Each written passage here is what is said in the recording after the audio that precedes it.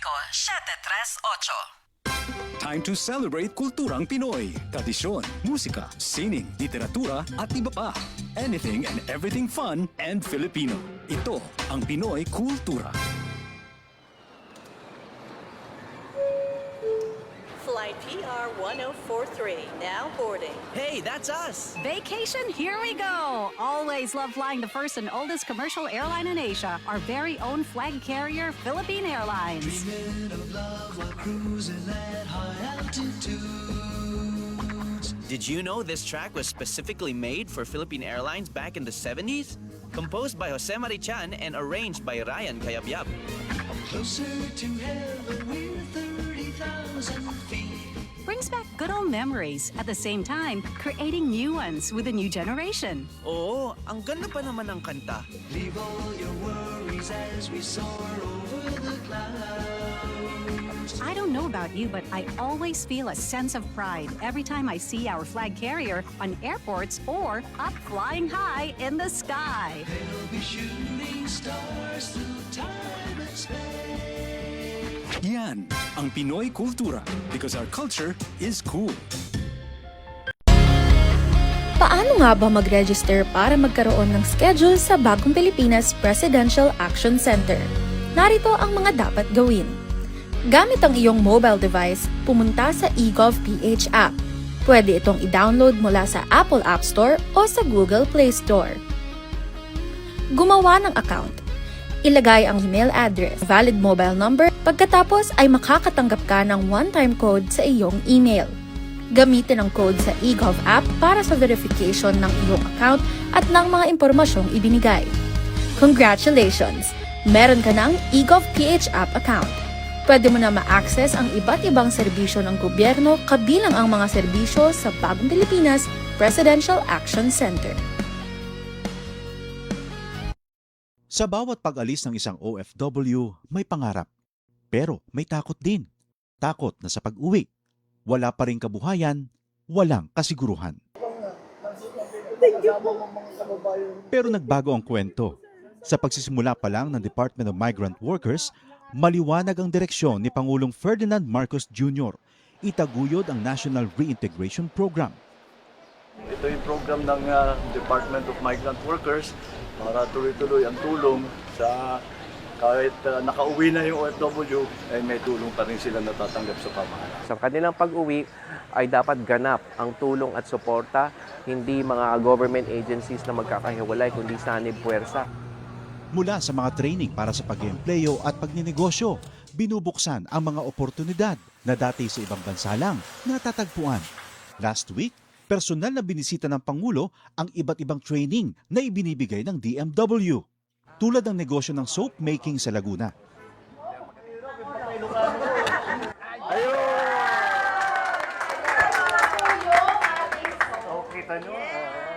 Isa ito sa mga negosyong ngayon nagbibigay ng bagong kita at bagong pag-asa sa ating mga OFW. Isang dating seaman, chef at housekeeping staff. Ngayon, mga negosyante na. Sa pagninegosyo, gumagabay ang Department of Trade and Industry. Ang laki ng ginawa nilang sakripisyo para magtrabaho sa ibang bansa. Tinatawag natin silang bagong bayani. Tapos dapat naman, pag uwi nila, meron din tayo may tulong sa kanila para patuloy naman ang kanilang anak. Sa buong bansa, tuloy-tuloy ang trabaho. Isa-isang inaayos sa mga bagay na nagpapagaan sa buhay ng mga Pilipino. Ang pag-uwi para sa mga OFW, hindi nakatapusan, kundi isang matapang na simula para sa ating mga bagong bayani. Ito ang Presidential Broadcast Service. Radyo Pilipinas. Radyo Publiko ng Bagong Pilipinas para sa Bagong Pilipino. Naghahatid ng mahahalagang balita at impormasyon na guugnay ng pamahalaan sa sambayanan. Tulay sa himpapawid ng serbisyo publiko. Radyo Pilipinas. Radyo Publiko. Ang boses ng Pangulo. Sa Mega Manila, 738. Radyo Pilipinas. Radyo Publiko.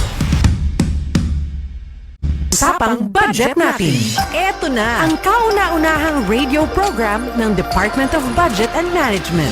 Magpapaliwanag sa mga proseso ng paglalaan at pamamahala ng pondo ng bansa para sa kaalaman ng bawat mamamayan. Bawat tanong sasagutin, bawat haka-haka lilinawin, bawat impormasyon detalyadong tatalakayin. Usapang budget natin kasama si DBM Undersecretary Goddess Hope Libira dito sa Radyo Pilipinas 7:38 AM. 12 minuto na po makalipas ang alas 5 ng hapon. Magandang hapon po sa inyong lahat, Luzon, Visayas at Mindanao. At syempre po, sa lahat po ng mga nakatutok dyan, Team Live o Replay man po kayo. Budget Tips, welcome po sa ating ika-114 na episode. Tagal na natin pa. Ngayong huling Biyernes po ng Mayo, ika-29 po ng Mayo 2026. Tuloy-tuloy lamang po ang paghahatid namin ng balita at impormasyon sa inyo. Nasaan panig ng bansa man at mundo kayo. Sa pangalan po ni Department of Budget and Management Undersecretary Goddess Hope Libiran, ako po si Eric Vocal. Isang masiglang hapon po sa ating viewers and listeners. Thank God it's Friday. Ako naman po si Pau Borja Maravilla mula sa Department of Budget and Management. At welcome po dito sa ating Usapang Budget Natin, dahil budget natin ito. Ang programa pong ito ay hatid sa inyo ng Department of Budget and Management. Napapakinggan po tayo sa Radyo Pilipinas, Radyo Publiko 738 kHz sa pigitan ng inyong mga radyo sa AM band. At syempre sabayan din po tayo napapanood sa TV. Channel 3 po tayo sa mga gumagamit ng TV Plus, habang nasa channels 45 to 49 naman po tayo sa mga gumagamit ng Affordabox. At syempre live din po tayo via FB pages ng Radyo Pilipinas, Usapang Budget Natin page ng DBM, at sa FB page po ni Undersecretary Goddess Hope Libira na may higit 5 million followers na and still counting. Budget Pips, siksik pa rin po sa balita at impormasyon ng ating programa, kaya marami po kayong aabangan ngayong hapon. Tama kayo dyan, dahil ngayong linggo ito ay pinagdiriwang natin ng Privacy Awareness Week. Isang mahalagang paalala po sa ating lahat na sa gitna po ng mabilis na pag-unlad ng teknolohiya at digital world, ang ating personal na impormasyon na isang kayamanan po na dapat nating bantayan at ingatan. Tama no, at upang talakayin ang mga pinakabagong hakbang at regulasyon ng gobyerno para masiguro ang ating seguridad online, makakasama po natin ang Deputy Privacy Commissioner ng National Privacy Commission or NPC, si Attorney Jose Amelito S. Bellarmino II. Pero bago ang lahat ng yan, magbalitaan muna tayo para sa ating balitang DBM. Narito na po ang Budget News. Usapang budget natin. Budget News. 15 minuto na po makalipas ang alas 5 ng hapon, nanumpa po si Department of Budget and Management Acting Secretary Kim Robert C. De Leon na muling patatagin ang tiwala ng publiko sa institusyon ng budget ng bansa sa pamamagitan po ng integridad, pananagutan at tapat na pamamahala. Bitbit po ang Scouts Oath bilang gabay sa paglilingkod bayan. Sa kanyang inaugural address sa harap po ng mga opisyal at empleyado ng DBM, ipinahayag po ng pinakabatang lihim ng budget sa kasaysayan ng bansa na hindi lamang ang pagpapanatiling malinis ang sariling pangalan ng kanyang layunin, kundi ang makatulong sa muling pagbuo ng tiwala ng taong bayan sa pamahalaan. At tiyakin po na ang bawat pisong ipinagkakatiwala sa Estado ay tunay po na napapakinabangan ng sambayanang Pilipino. Bilang dating Secretary General ng Boy Scouts of the Philippines, binigyang din po ni Acting Secretary De Leon na matagal na nagsisilbing pundasyon ng kanyang liderato ang mga nagpagpapahalagang nakaugat po sa dangal, disiplina at paglilingkod. Anya, dapat lagi nakasandig sa tiwala, pananagutan at resulta ang serbisyo publiko. Ayon kay Sec De Leon, bilang isang tunay na Boy Scout, gabay niya ang panunumpa nito, laging handa sa lahat ng oras at lahat ng paraan.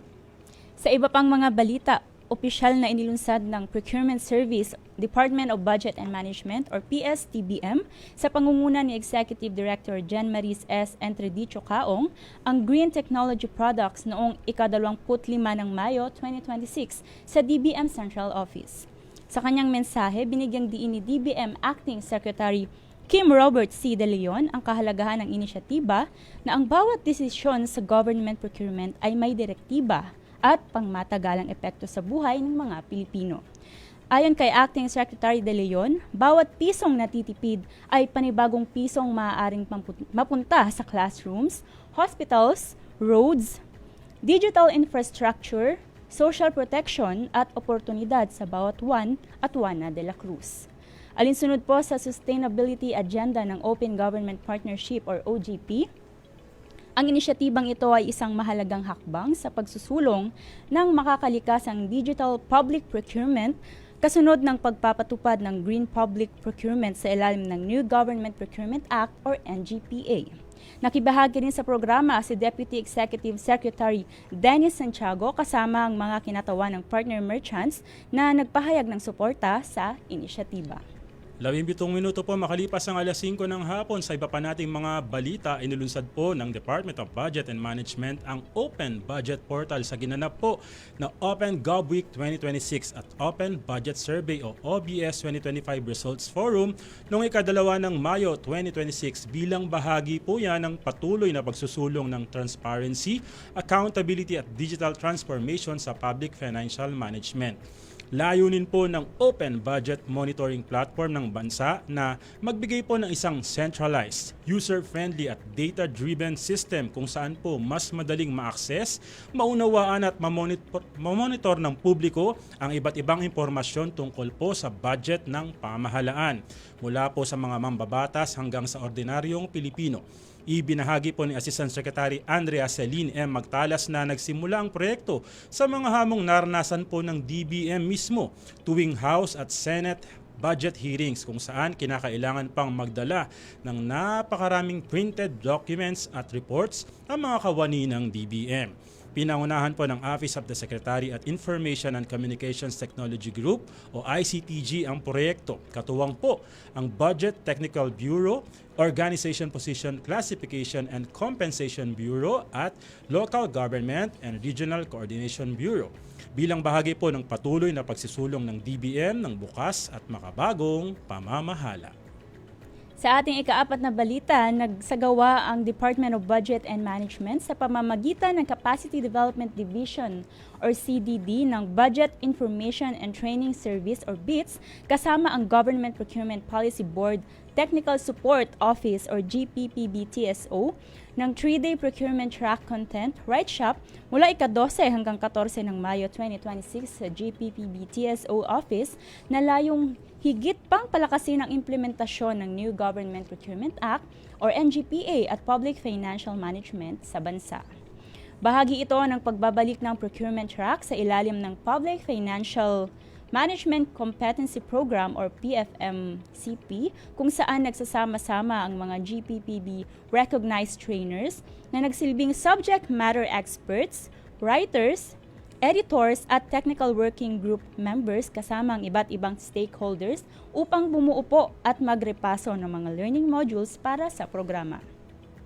Tinalakay sa 3 araw na Right Shop ang competency-based learning materials kaugnay ng Republic Act No.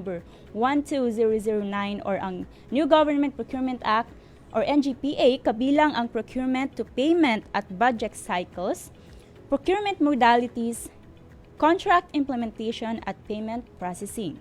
Sa pamamagitan po ng inisyatibang ito, patuloy na pinalalakas ng DBM ang kakayahan ng government procurement personnel at isinusulong ang mas transparent, accountable at episyenteng pamamahala ng pondo ng bayan bilang suporta sa layunin ni Pangulong Ferdinand R. Marcos Jr. na gawing mas epektibo at maayos ang burokrasya.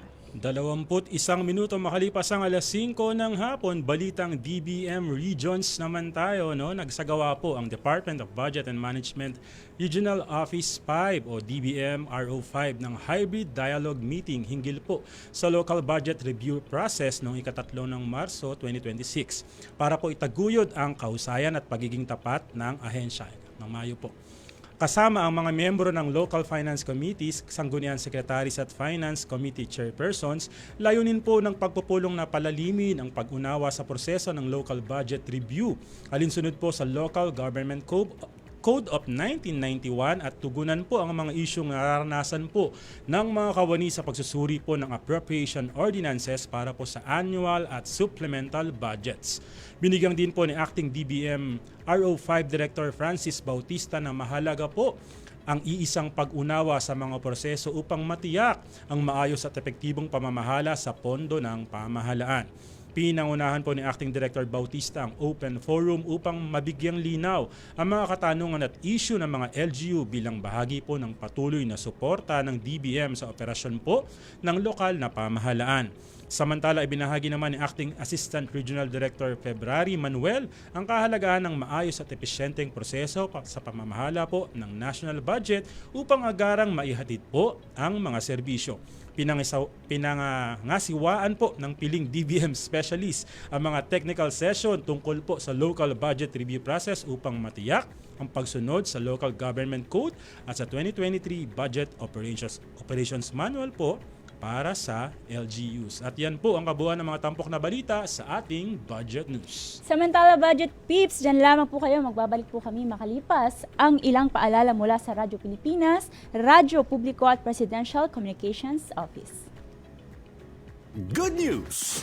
Ang inyong pinagkakatiwalaang Radyo Pilipinas nasa TV na. Oo, nasa TV na. Ang Radyo Pilipinas 738 AM ay live nang mapapanood sa Channel 3 ng ABS-CBN TV Plus at Channels 45 to 49 ng GMA Affordabox. Kaya may access ka na sa balitang totoo anytime, anywhere. Sa radyo, sa social media at TV. Radyo Pilipinas 738 AM. Radyo Pilipinas is on Viber. Viber. One tap and swipe. Nandyan na lahat. Receive credible news and information. Pati mga trending topics at videos. Sure na meron dito niyan. Stay on track with Radyo Pilipinas on Viber. Pick up real news. Catch the latest and biggest stories. Search Radyo Pilipinas on Viber and hop in to our community. Magandang araw, si Ding Dong Dantes po ito. Sakali magkaroon ng landslide sa inyong lugar at kinakailangan yung lumikas, huwag munang babalik agad sa bahay nang walang go signal ng mga otoridad. Intayin ang abiso nila kung ligtas nang bumalik ng inyong bahay. I-report ka agad kung may nawawalang kamag-anak, kaibigan, or kakilala na baka na-trap dahil sa landslide.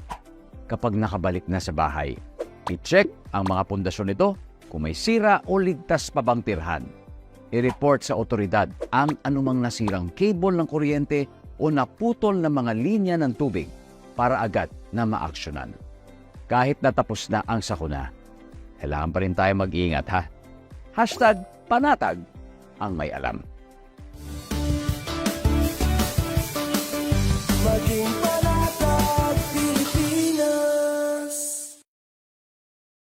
Sapat na energy supply at mas pinaigting na maritime security. Ilan yan sa mga priority measure ng mga ministro sa ginanap na ASEAN Summit para mapagaan ang epekto ng Middle East War sa ASEAN region. Isa na rito ang pag-aproba sa paglulunsad ng ASEAN Maritime Center Framework ng mga member state.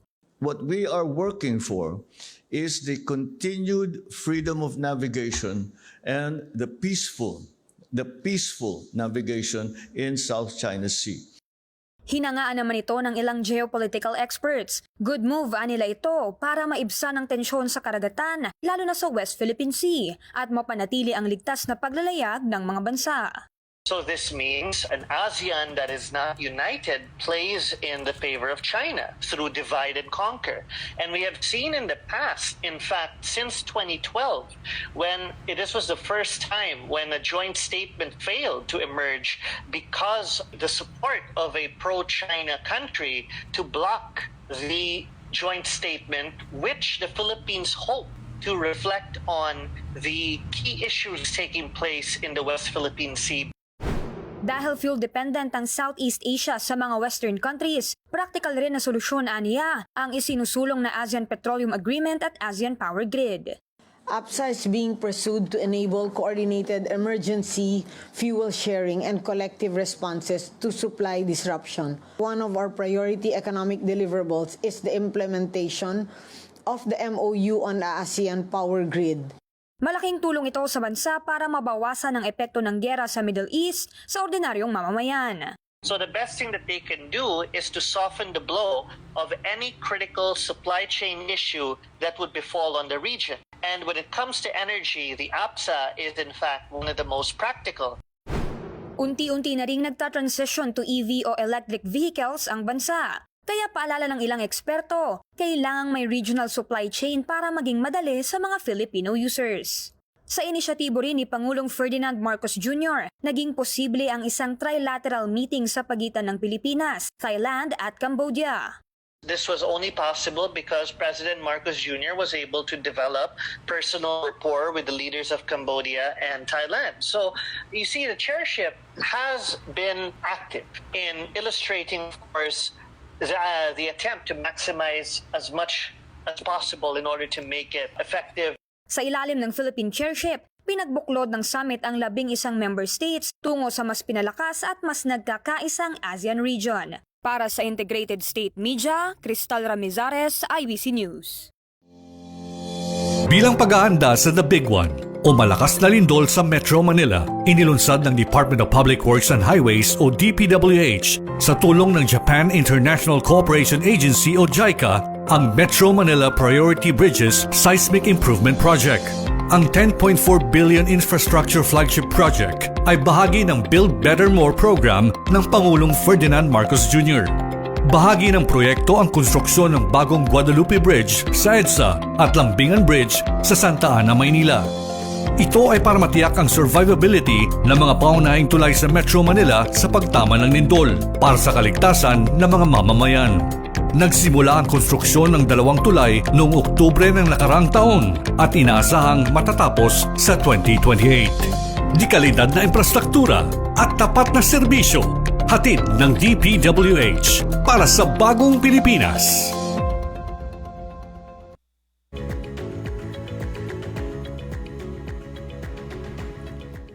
Nagbabalik po ang usapang budget natin. Bago po tayo magpatuloy, batiin muna natin ang ating mga viewers and listeners sa ating Facebook Live. Yun, magandang hapon po sa lahat. Happy watching po kay Yusek Goddess Hope Libiran. At syempre Hi Yusek Libiran. Sa lahat po ng mga kaibigan po natin sa macro office. Baka may babatiin ka.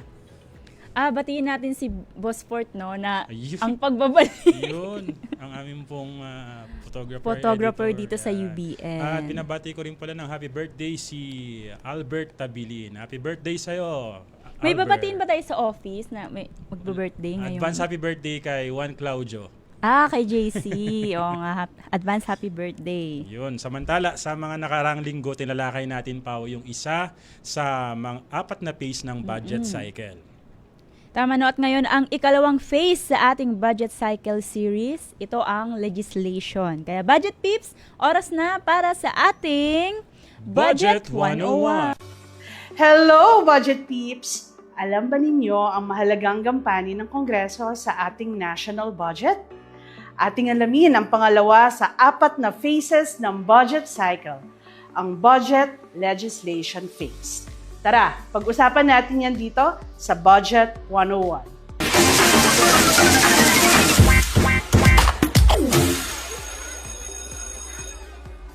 Nagsisimula ang budget legislation phase mula sa pagpasa ng ating Pangulo ng 4 na budget document sa Kongreso. Ang 4 na dokumentong ito ay ang National Expenditure Program or NEP, Budget of Expenditures and Sources of Financing o BESF, Staffing Summary at ang President's Budget Message o PBM. Ayon sa Article 7, Section 22 ng ating 1987 Constitution, kailangan maisumite ng Pangulo ang mga dokumentong ito sa loob ng 30 araw o 30 days matapos ang pagbubukas ng regular session ng Kongreso.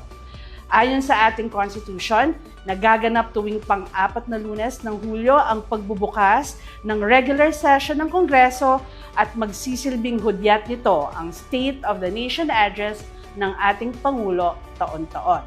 Gumugulong ang budget legislation mula Agosto hanggang Disyembre kung saan ipinipresenta at pinagdedebatihan ang mga nilalaman ng proposed national budget sa serye ng budget deliberations. Magsisimula ang budget deliberations sa mababang kapulungan or House of Representatives kung saan nangyayari ang initial budget review sa pangunguna ng House Committee on Appropriation at iba pang subcommittees na siyang nagsasagawa ng kani-kanilang budget hearings upang mas scrutinize ang bawat agency budget proposal base sa kanilang program activities and projects o PAPs.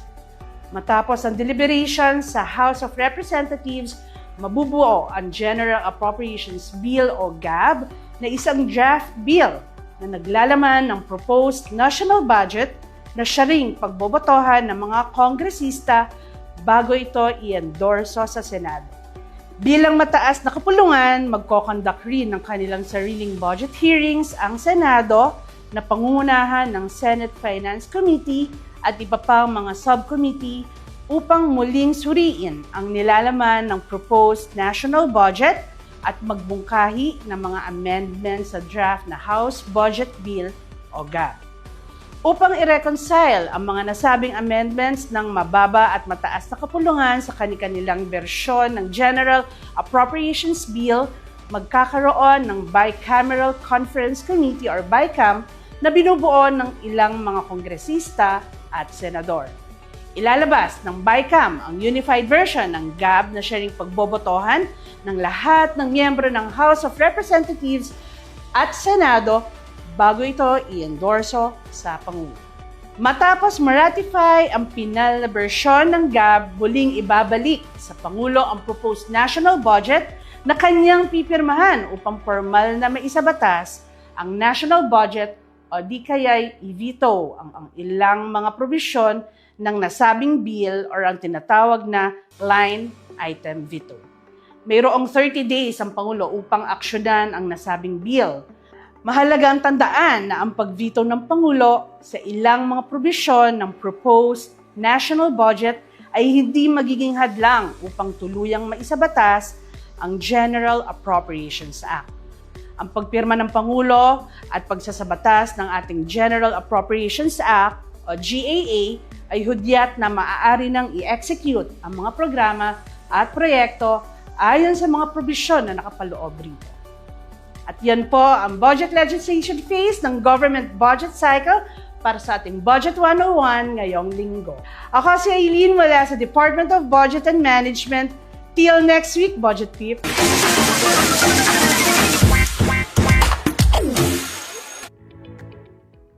Nyo ang ating Budget 101. Maraming salamat po kay Miss Aileen Afungol mula po sa Capacity Development Division ng Budget Information and Training Service o BITS sa pagpapaliwanag po sa ikalawang phase ng budget cycle. May dalawa pa po. May dalawa pa na si Miss Ai ang bida, di ba? Para po sa mga bago lang nakatutok, tayo po ay napapakinggan sa Radyo Pilipinas, Radyo Publiko, 738 kHz sa pihitan ng inyong mga radyo sa AM band. At syempre, sabay hindi po tayo napapanood sa mga may free TV po. Channel 3 po sa mga gumagamit ng TV Plus, habang nasa channels 45 to 49 naman po tayo sa mga gumagamit ng Affordable. At syempre, live din po tayo via FB pages tulad po ng Radyo Pilipinas, Radyo Publiko, usapang budget natin page ng DBM at sa FB page po ni DBM Undersecretary Goddess Hope Libiran. Samantala, Eric, isang mainit, sobrang init ngayon, isang mainit na talakayan na naman ang ating ihatid sa ating Budget Tips. Tama ka dyan, Pao, dahil oras na para sa ating Budget Matters. Usapang budget natin. Budget Matters.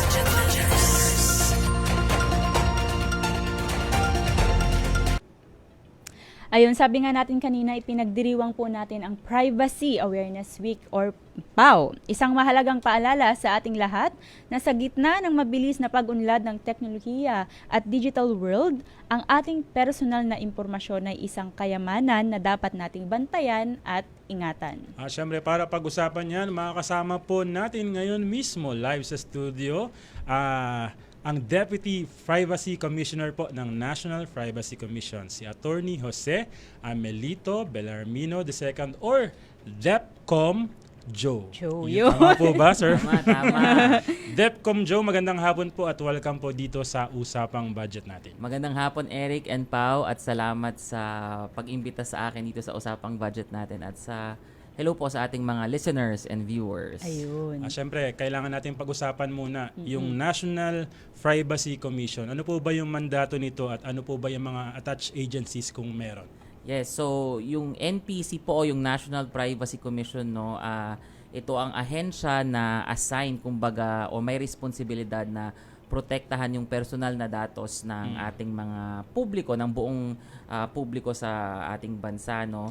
Tulad Sir Eric ng budget natin na mahalaga, mahalaga yung datos ng bawat Pilipino. Kaya binuo yung National Privacy Commission para po protektahan yung datos. Kami po ay nagbibigay edukasyon o awareness sa ating publiko sa buong bansa. Kami rin po ay may adjudicatory power or yung quasi-judicial. Ibig sabihin, kami ay nagdesisyon ng mga kaso kasi pwede po kayong magreklamo sa National Privacy Commission kung meron pong problema sa inyong personal na datos. Mean to say, kung mali po yung paggamit ng personal na datos nyo ng gobyerno o ng private company. Kami rin po ay titingin kung compliant ba ang isang kumpanya sa mga requisitos ng National Privacy Commission. So, iba-ibang function po. Educator, police, enforcer, compliance checker ng mga paggamit ng personal na datos ng ating mga kumpanya at gobyerno. Bago pa magtanong si Pao, pwede po mag-sample halimbawa kung ano po yung mga datos na mali ang nasi-share, parang ganun. So, ano yan, no? Isa sa malalaking kaso namin tulad na lang nung online lending application, no. Ibig sabihin, ngayon kasi ang pautang digital na. Yes. So ang mga tao pwedeng mag-download ng application at yung application na yon na hindi sumusunod sa batas ng privacy at maging sa SEC hihingiin yung permission para sa phone book ng tao, sa Facebook, sa photo gallery. Lahat, ngayon, kung hindi ka makabayad, ang gagawin nila, tinatawag nilang debt shame. Tatawagan lahat ng contacts mo, no? Or kukuha sila ng photo mo na hindi masyadong kanais-nais at hindi para sa publiko, ipopost sa social media na may kasamang statement na estapadora, hindi nagbabayad. Ngayon, yun ay unauthorized processing at hindi yun, kumbaga, proportionate doon sa dapat na kinokolekta nila at ginagawa nila para makakuha ng inutang nung tao, no? Nandyan rin yung pag-post sa social media ng mga ng mga photos o videos na hindi naman dapat pinopost, no, dahil wala namang basihan. Ibig sabihin, hindi nakakuha ng consent ng tao or walang ibang basihan sa ilalim ng batas.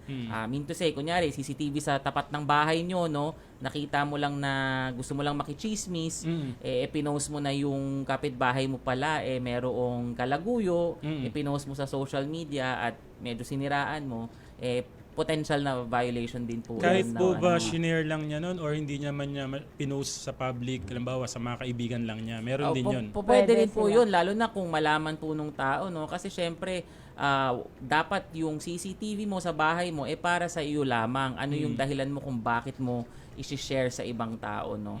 Na-share niyo po yung sa online lending. Talagang napakarami ng ganyan na napapahiya talaga yung mga tao. Ano po ba yung dapat na unang gawin ng mga kababayan po natin na nabibiktima po ng ganyan? Nako, unang-una, magreklamo po kayo sa NPC kung tingin niyo po na violate yung inyong data privacy right, no?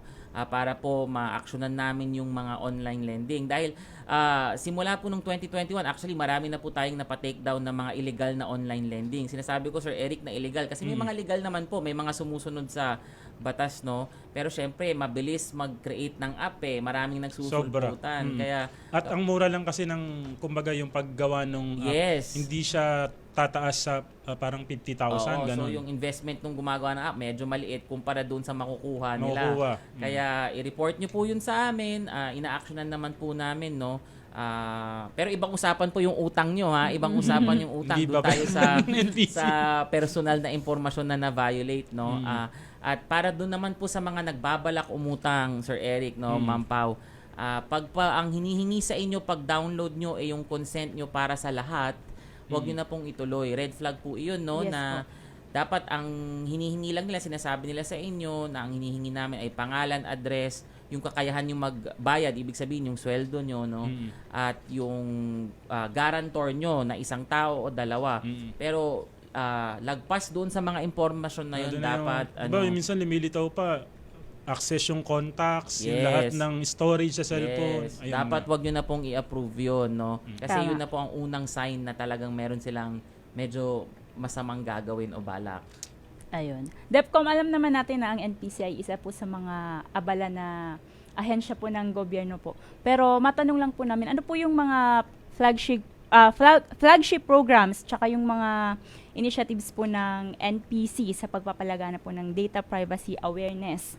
Tsaka sa pagpapalakas na rin po ng protection sa personal information ng bawat Pilipino. Ako, magandang question yan, Ma'am Pao. No? So, syempre, nandyan yung tinatawag namin kabataang digital. Ayun. Itong programang to, focus para sa ating youth at sa kanilang mga magulang at guro sa mga eskwelahan. Umiikot kami sa buong bansa, nakikipag-partner sa mga local government at sa mga eskwelahan para mag-conduct ng mga training at seminar para sa ating mga bata. Sabi nga nila, start them young, no? Yes. So, kailangan yung mga bata natin aware na sa kanilang mga datos, kung ano yung dapat na sinishare nila at hindi sinishare. At hindi lang yun, pati yung mga teacher, dahil ang dami rin po ngayon ng mga guro ang hilig mag-share ng ng mga impormasyon, Minsan video. sila na rin mismo nadadali sila ng fake news. Exactly, dahil nga ang hilig natin mag-post, no? At syempre yung mga magulang ng ating mga batang ito. So yan ang tinatawag namin kabataang digital. Nandyan din, Ma'am Pao, Sir Eric, yung aming Privacy in the Spotlight. Ito naman po ay series ng YouTube videos na nag-e-educate kung ano ang data privacy. Marami kasing aspeto po iyan, no?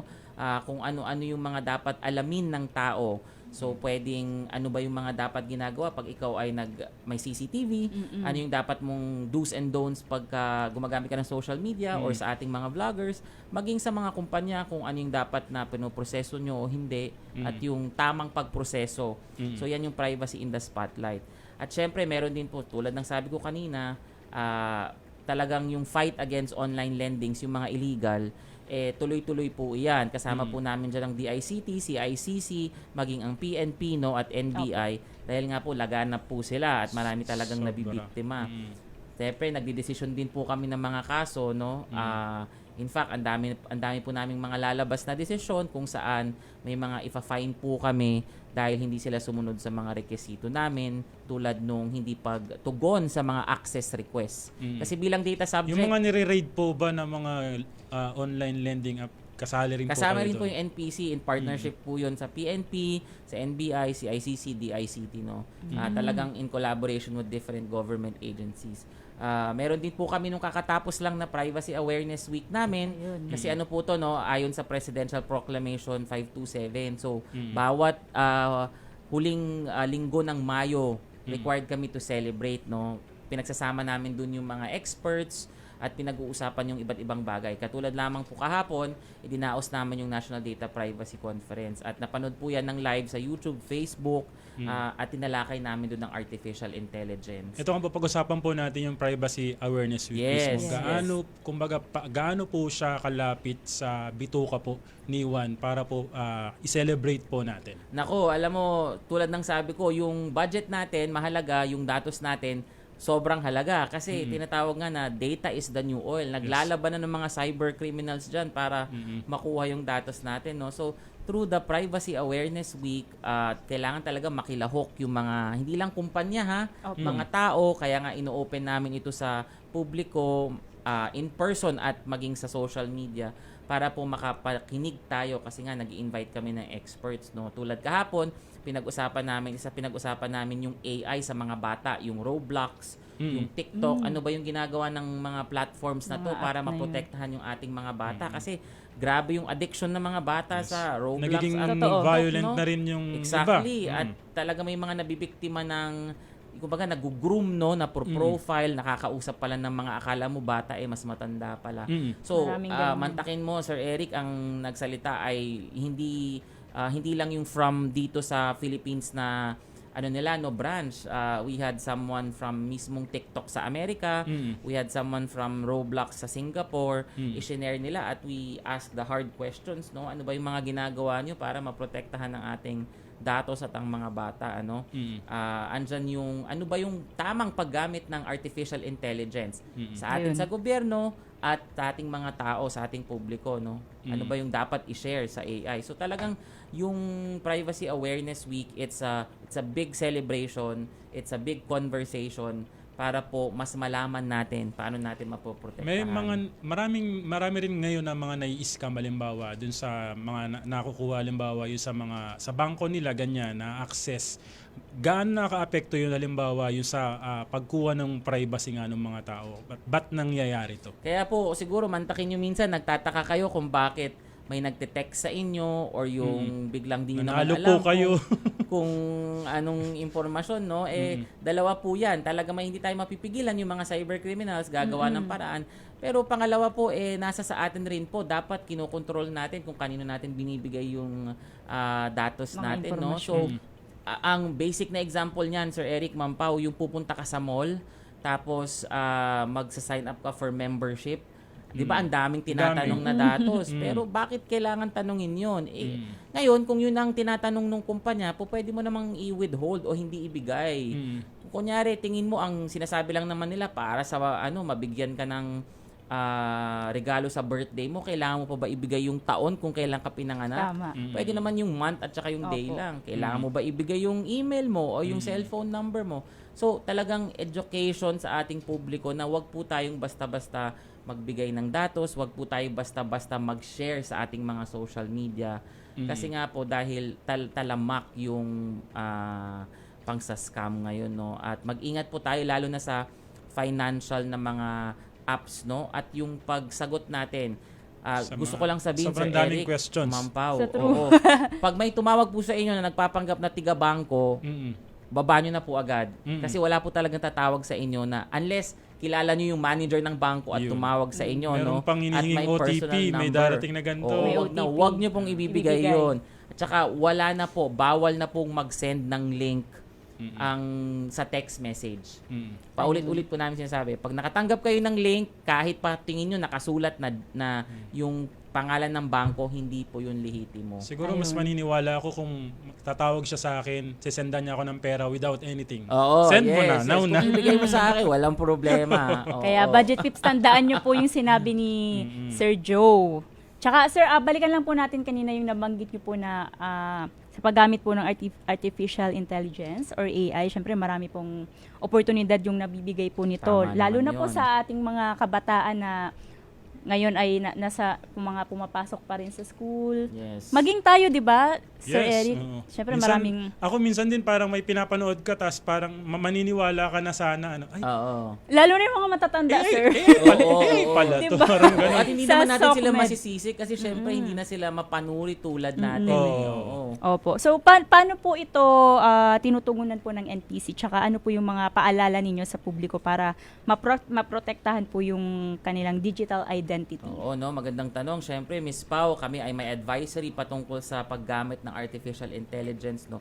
Sinasabi lang po ng advisory na to, wag po tayong magbigay ng datos, personal na datos sa mga Yan, AI paulit-ulit si tools. sir. Ibig sabihin, kung gusto mong sabihin kausapin si AI at sabihin mo na, alam mo, ako si ganito, pwede namang magbigay ka ng impormasyon na medyo malapit dun sa katotohanan, no? Kasi po, hindi natin sigurado kung talagang nadidelete, no? Ako, may ginagamit akong AI tool. Minsan, dinelete ko lahat ng chat namin. Tapos, pagkatapos nung tinanong ko siya, tell me more or can you tell me something about myself, me, no?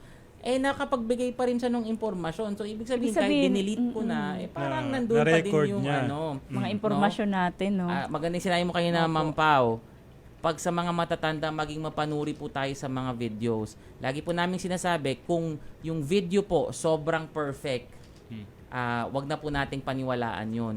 Tsaka pagka yung salita po, hindi sabay sa buka ng bibig, Matic AI na matic yun. AI po yun. Yan nga, di ba, DepCom, ang maraming ganyan, halimbawa sa mga artista, sa mga newscaster, yung nagpo-promote halimbawa ng mga gamot Mga produkto. or sugal na yung salita nila, kasi parang ganun, di ba, nakokopya yung boses na parang sila talaga yung nagsasalita. So talagang iisipin mo, siya pa talaga. Oo, kasi grabe na talaga yung teknolohiya ngayon, no?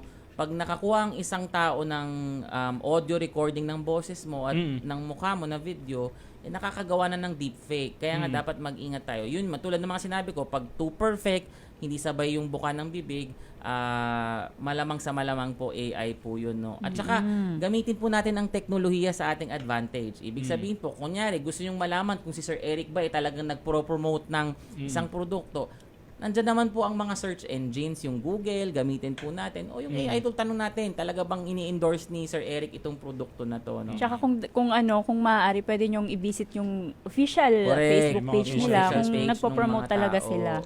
So DepCom Joe, syempre yung mga kababayan natin nanonood, nakikinig, Pwede nyo ba silang bigyan ng gabay, halimbawa kung paano mapaprotektahan yung kanilang personal na mga data sa pang-araw-araw na pamumuhay? Oo. Alam mo, ang classic example lang po dyan, no, Sir Eric, pag may kumatok sa ating bahay, tinanong tayo, nandyan ba ang nanay mo? Ano ang sagot natin? Kadalasan, wala. Wala po.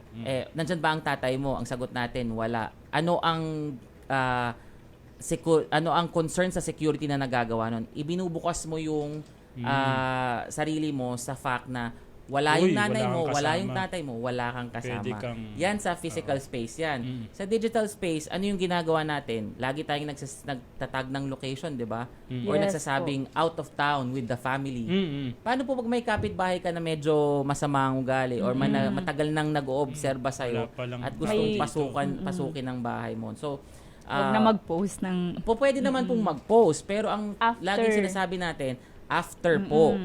Kung hindi naman po kinakailangan mag-live lahat, no, o ipaalam lahat, wag na po natin gawin. Alam ko po, very communal tayong mga Pilipino, mahilig tayong mag-share. Kaya nga maraming marites. Kaya nga, DepCom, yung mga nangyayari ngayon, halimbawa may sunog. Nauna pa silang mag-live. Mag-video. Sabihin nila doon sa live na, uy, tumawag kayo ng bumbero. Alam mo yung parang ikaw na sana yung nakatawag. Kaso, nag-video ka pa. Inuna mo pa yung video. Hindi, pero syempre, minsan may ano din sabihin ng iba. Hindi, salamat nga tayo, nag-video siya. Tama naman. Marami na nakakita. Kaya pero lang, mag-ingat tayo sa mga instances na yung ano yung i-share natin. Alam nyo, Sir Eric, ang dami namin nakikita nagpipicture ng pasaporte, ng buong pasaporte. Hindi tinatakpan yung mga... Ang daming sensitive na impormasyon doon na yung mga questions na yan, pati yung kung saan kayo nag-aral, kung ano ang middle name nyo. Hindi nyo po ba napapansin yan ng laging security question sa bangko nyo, sa kung anong mga application na gamit nyo? Pag nakuha po yan ng tao, wala na, makakaano na sila at makukopya na ang identity mo, no? So, wag po tayong post ng post. Mag-ingat po tayo sa ating pinopost, no? Kung hindi naman po kinakailangan na i-share kung ano yung ating ginagawa blow by blow, wag na po natin gawin yun. At saka, tulad nga po na sinasabi ko, magtanong po tayo sa kumpanya, bakit nyo kailangan to? Ba't nyo kokolektahin? May mga rights po tayo na maintindihan kung bakit nyo po prosesuhin, no? Pwede bang makita kung anong datos na meron ka sa akin? I-exercise po natin yung mga rights na yun. At kung may naging violasyon, lumapit po kayo sa National Privacy Commission. Agad, yes po. Sana naintindihan po yan ng ating mga viewers and listeners. Yes, napakahalagang topic nito kasi talagang concerned yung ano natin. Kumbaga, yung pagkatao natin nandun na talaga yung pabuuan no? Tsaka marami ng ano yan, may mga nakunan, nawalan ng trabaho dahil napahiya. So talagang yung datos mo, kumbaga panahon para medyo baguhin natin yung pag-isip natin sa ating datos. Yes, normalize not sharing your entire life sa buong mundo. 'Di ba? Pero ito DepCom, noong January 2026 pinarangalan po ang NPC ng Bronze Award para sa Digital Content category sa ASEAN Digital Awards 2026, tama po ba? Yes. This year lang. This year lang. Para po ito sa programang Privacy in the Spotlight. Yes. Ano po yung kahalagahan ng pagkilalang ito para po sa inyong ahensya? Very important. Ibig sabihin po nakikilala tayo sa ating mga efforts para mapalaganap ang kahalagahan ng data privacy. No? Tulad ng sabi ko kanina, yung Privacy in the Spotlight, ito yung parang ganito po, may ini-interview na tao patungkol sa privacy, depende po sa topic na pag-uusapan. No? So yung pagkilala pong ito, mahalaga kasi nakikita niya yung value nung ginagawa ng komisyon. At in fact po, Sir Eric Mampao, nabanggit nga sa amin ng ibang otoridad ng personal data sa ibang bansa na gusto nilang gayahin yung format na ginagawa namin, no? Kasi very enriching at nakakapag-educate ng tao. At syempre, sana itong parangal na to maging ano rin sa ating mga government agency na marami pong paraan. Gamitin natin yung teknolohiya para mas maabot yung ating mga kababayan. Dahil bata man ngayon, matanda, medyo hindi pa ganun katanda, lahat tayo, we all use technology, YouTube, Facebook. So yun ang ginagamit namin para mas mapaigting yung kaalaman sa data privacy. Nako, congratulations po sa inyong... Very happy kami dyan. Thank you. Bronze, ngayon, siguro next year gold na kami. Yeah. Yes. Siyempre, Looking forward. karangalan natin yan. Oo, at saka ng Oo. Pilipinas, karangalan ng Pilipinas yan. Pilipinas yan. DepCom, meron po ba kayong mga paparating na initiatives, power programs? What's next po para po sa National Privacy Madami, Commission? no? In fact, marami kaming polisiya, yung tinatawag naming circular na ilalabas para po mas mapaigting yung pag-comply sa data privacy at syempre mas paigtingin namin yung sugpo sa mga kumpanya na hindi sumusunod. Kasi meron kaming tinatawag na on-site visit Pwede kaming magpunta sa kumpanya ng basta-basta nang hindi nag-a-announce. Tapos mag-check kami kung nagko-comply kayo sa amin. Kumbaga, kanina nga natuwa ako kasi pagpasok ko sa inyong building, no, ang laki nung seal of registration nyo sa NPC, nakapaskil doon sa harap. So isa yun sa mga tinitignan namin dahil ibig sabihin, rehistrado kayo sa National Privacy Commission. So, isa po yun sa gagawin namin. Mas paiigtingin namin yun. Nandyan rin po, of course, mas i-level up namin yung privacy in the spotlight. Pupunta po kami sa ibang, kasi ang focus dati ng Kabataang Digital, medyo sa Northern Luzon, no, sa Metro Manila at sa Karatig na Bayan. Ngayon po, dadalhin naman namin sa Mindanao at saka sa Visayas. So, para mas marami yung maabot natin. At of course, yung aming mga decision, no. Kung yung mga naunang 10 taon na po kasi namin So, kung yung mga naunang taon ng NPC patungkol sa pagbigay ng awareness, ngayon po nasa medyo enforcement stage na talaga tayo. So, DepCom, bago po tayo matapos, so, ano po ba yung mga digital platforms kung saan po mas matututo po yung mga kababayan po natin? Naku, marami yan. Punta po kayo sa aming official website, privacy.gov.ph. Ang Facebook po namin, National Privacy Commission, maging ang TikTok at ang aming Instagram, no. Tapos meron din po kami sa LinkedIn para naman po sa ating mga gumagamit ng LinkedIn. So lahat po ng platforms nandun kami at may YouTube channel rin po. Nandun po lahat ng mga episodes ng Privacy in the Spotlight. Wala na po tayong oras, pero shoutout po muna kay Attorney Diana Camacho Mercado. Yes. At maraming salamat po dahil po si Diana po yung nag-push para po guest po kayo dito. Hi kay Asek Diana at saka hello kay Yusek Libiran. No? Opo, yun nga po. Sabi nga ni Asek, thank you Pao and Eric for taking care of DPC and siya may besties.